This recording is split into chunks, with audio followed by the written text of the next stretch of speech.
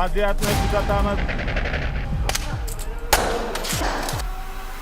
3-chi marotaba o'tkazilgan xalqaro ilmiy jangovar tayyorgarlik musobaqasida Koreya, O'zbekiston, AQSh, Yangi Zelandiya, Kambodja davlatlari hamda NATO qo'shma guruhidan jami 16 ta jamoa va 500 nafarga yaqin harbiy xizmatchi ishtirok etdi. Quvonarlisi, mazkur bellashuvlarda O'zbekiston Respublikasi Mudofaa vazirligi jamoasi hatto mezbon davlatni ham ortda qoldirdi.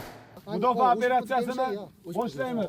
Musobaqa shartlariga ko'ra ishtirokchilar turli jangovar simulyatsiyalar hamda ilmiylashtirilgan mashg'ulot dasturlaridan foydalangan holda tog' oldi, o'rmon va shahar sharoitida 12 bosqichdagi shartli janglarni olib bordi.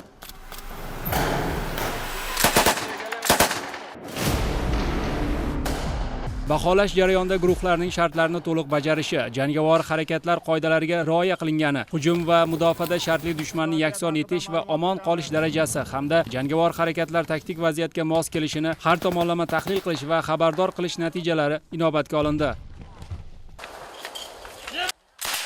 E'tiborga molik tomoni, harbiylarimiz shartli dushmanning zaxira va asosiy qo'mondonlik punktini qo'lga olish sharti uchun 21 daqiqa sarfladi. Shu vaqtgacha musobaqa tarixidagi eng yaxshi natija 33 daqiqa bo'lgan. Mudofaada turib shartli dushmanni yakson etish vazifasini ham 4 daqiqaga kamaytirib, 25 daqiqada bajargan holda musobaqa rekordlarini yangilashdi. Shuningdek, shartli dushmanni yakson etish shartida 3-darajali serjant Bekzod Nodirov eng yuqori natijani qayd etib, musobaqaning eng yaxshi o'qchi nominatsiyasi g'olibi bo'ldi. Shu tariqa O'zbekiston Respublikasi Mudofaa vazirligi jamoasi joriy yilda ham mazkur xalqaro ilmiy jangovar tayyorgarlik musobaqasida 1-o'ringa sazovor bo'ldi.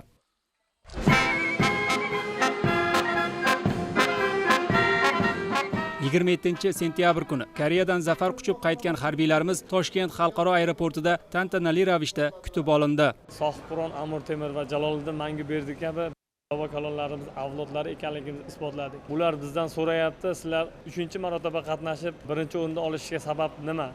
Bizda O'zbekiston Respublikasi prezidenti, Qurolli Kuchlar oliy bosh qo'mondoni bizga sharoitlar yaratib berilayotganidan va qolaversa o'quv poligonlarimizda inshootlar va yetarli darajada jangovar tayyorgarlik salohiyatini oshirish maqsadida qurilayotgan va olib borilayotgan ishlarni negizidir deb bilaman. Ilmiy jangovar tayyorgarlik musobaqasida 32 ta nishonni yo'q qilib rekord o'rnatdim. Bu bizga hech qanday qiyinchilik tug'dirmadi. Tayyorgarlik zo'r bo'ldi. Bizga prezidentimiz tomonidan, qo'mondonimiz tomonidan sharoitlar yaratilgan. Vatanimiz bayrog'ini yuksaklarga ko'tarib, doim faxrli 1-o'rinlar bilan kelishga va'da beramiz. Eslatib o'tamiz, so'nggi 2 yilda o'tkazilgan mazkur musobaqalarda o'zbekistonlik harbiylar jamoasi peshqadamlikni qo'ldan boy bermayapti. Kelgusida ulardan mana shunday yorqin g'alabalarni yana kutib qolamiz.